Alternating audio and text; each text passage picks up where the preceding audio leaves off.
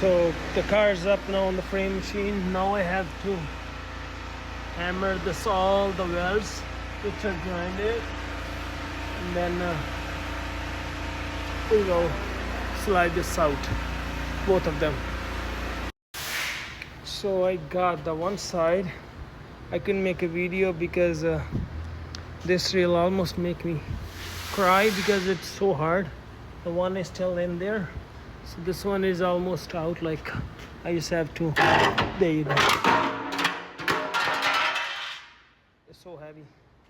Yeah, sorry for the mess, but here's my new parts. This one is the right one, this one is the left one. Yeah, they're so long. These are the back panels, and this is a quarter panel which I'm replacing this one. But the reel is all off, so I will do that side tomorrow.